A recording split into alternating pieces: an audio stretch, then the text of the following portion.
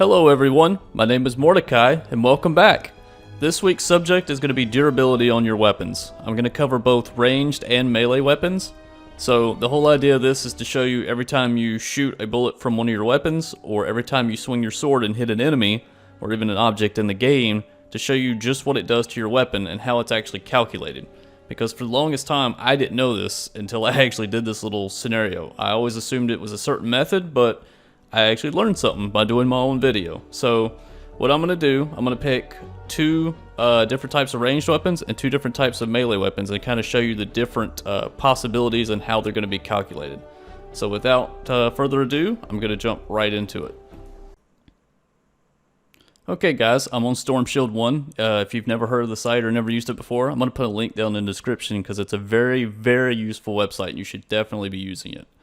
But to show you, I'm going with the Neon Launcher on this one. That's going to be one of my ranged weapons, and it says durability per use is going to be 1.0, meaning that every time I fire that weapon, it's going to use 1 durability. And it says its durability right now is 30, meaning it has 30 shots in it before it's going to break. So we're going to test that and prove a point that is indeed per shot.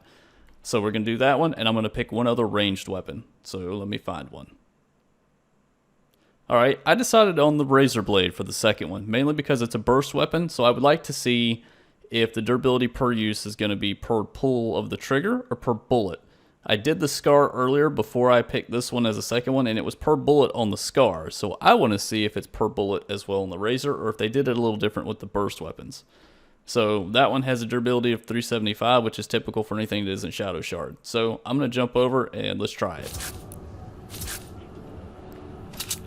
Alright guys, I'm in my Storm Shield. I have the Razor Blade created and the Neon Launcher. So let me craft a couple bullets here so we can get this thing rolling.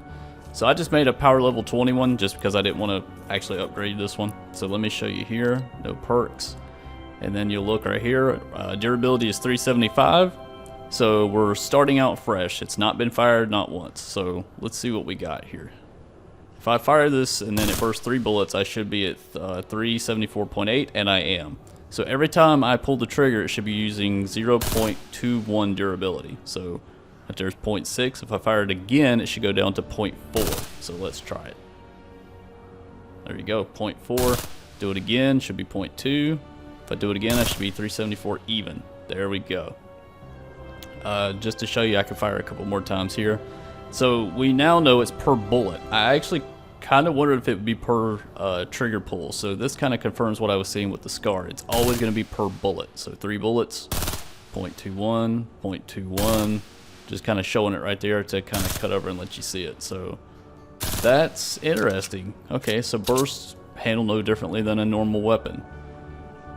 That's quite interesting. That's honestly a little different than I expected. So, okay. Well, with that out of the way, and it's 373 right there, I'm going to show you the Neon Launcher now. Every trigger pull should be a single durability usage per what the website showed us a minute ago. I'm going to put it up on the screen when I actually go into editing, so you guys don't have to try to remember that. So 1 durability per shot. So I'm kind of saying this to myself so I can remember. 30 durability. So if I shoot this once, I should be at 29, and I am. If I shoot it again, I should be at 28. If I shoot it again, I should be at 27. Now this has a charge effect, so I'm going to charge this bad boy up, which usually uses 3 shots. I want to see if it uses 3 durability or if only 1. My guess is 3, but I really don't know. So what do we... 26. Okay. If I charge it up to full again and fire, I should go down to 25. Let's try it. 25. That is surprising too. I did not expect that. So individual shots is 1, and it counts a fully charged blast as a single bullet as well. That's really interesting to me. Okay, so we now know how that works for ranged weapons, single shot weapons, which I can guarantee you do work is per bullet, no different than the burst one I just did. And this bazooka, if it has a charge effect, still only consumes 1 bullet. So that kind of covers what I wanted to show you with the ranged weapons, so I'm going to show you melee weapons, which I think is going to be a little bit harder. Alright guys, the first one I've picked is going to be the Corsair. It was one from the Pirate event, and its durability shows a 0.26 durability per use. And the actual full durability is 375 if it's not a shadow shard. So 0.26, meaning every time I swing that weapon and hit something, I should be doing 0.26 damage per hit, is what I'm assuming if it follows the same principles as the guns. So I'm going to use this one, and I'm going to pick another one, something that has a special attack. Alright, I think I'm going to go with this one. It's the Steampunk Scythe. Its durability per use is 0.44, and its durability is 375. The biggest reason I wanted to do this one is because it has the spinning effect. So I wonder if that spinning effect is going to count every hit when you spin, or is it just going to be a straight up, one spin, no matter how many enemies you hit, it only does 0.44. So this one, I honestly don't know if I can pull this off to check it, but I am going to try. So we're going to do that test, single swing and then this spin swing. So I'm going to try to do both of these, and then we'll call it quits on the video for the day. Okay guys, I'm in the mission, so I'm going to show you both the Corsair and the Steam Slasher. So I'm just showing you there's no durability perks on my weapon, and then I'm going to show you that it also has not been used by showing you the stats.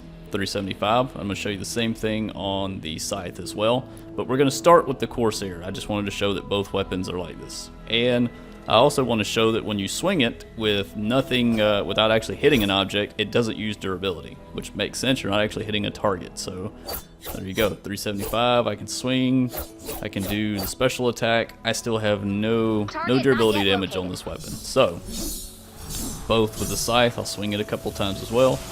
Let me hover over here, 375. So again, no damage unless I actually hit an object.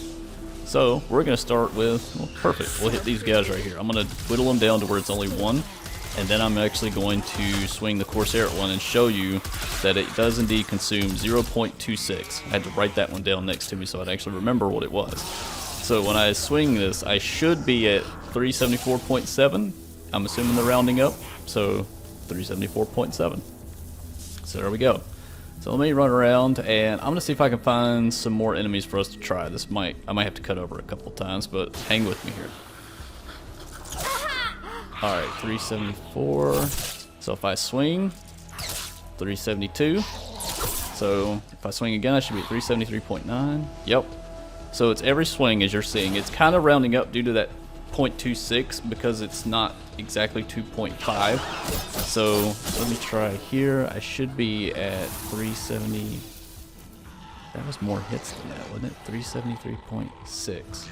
Okay, 373.6. 373.6. Let me get rid of these guys. Get the pain, which will kind of whittle them down for me. Alright, we'll keep the Husky Husk. So we're going to jump down here and do a special attack on them and see if it uses more than a single durability. Right there was 3 guaranteed hits on the special attack. And I'm at 373.6. That didn't consume... What? Hang on. Let's try this again. Swing again. That's 3 hits. 373.3. Okay. Guys, I can't explain another one. I guess it was a bug. I hit them. They died. I can't really explain that one.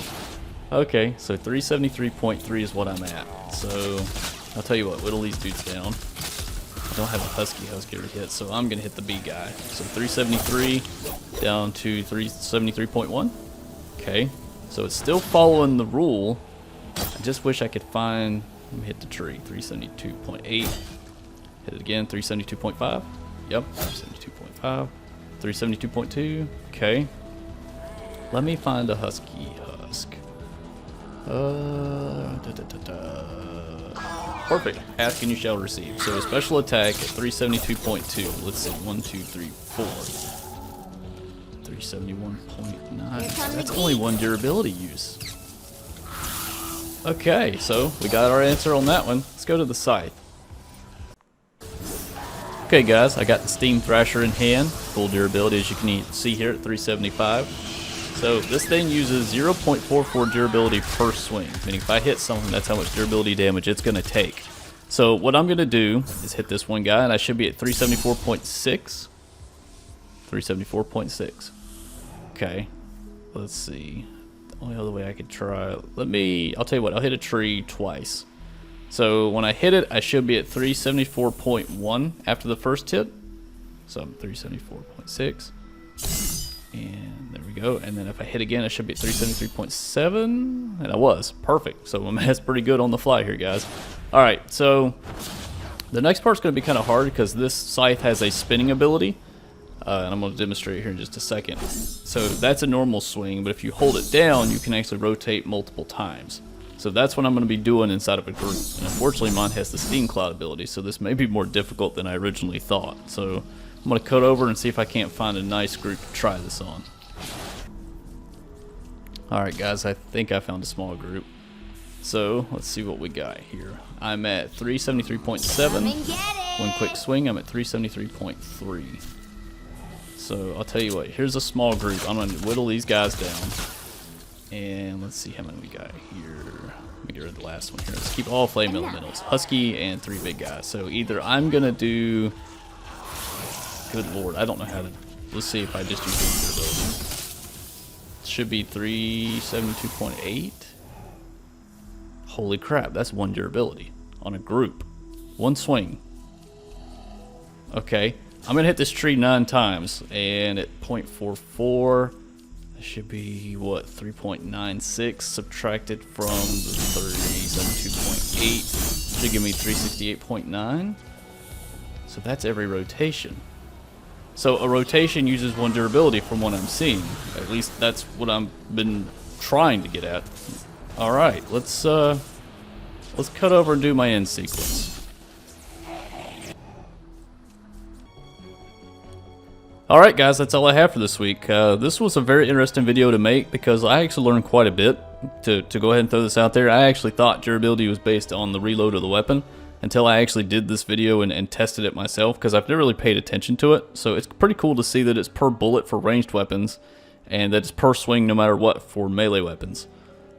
So believe me, I wish you could see my footage that's on my storage array because I have so much footage of me shooting weapons, reloading, checking, perks. I mean, I wasted so much reperk during this as well, testing different things. Straight up, the only thing that's going to change your durability is the durability perk on your weapon. So I really hope this is helpful. I hope my math on the fly was not terrible either. So again, I'm trying not to give any bad information. So if you catch a mistake, let me know. But I guess I'll see you guys next Saturday. I hope you enjoyed because I certainly did.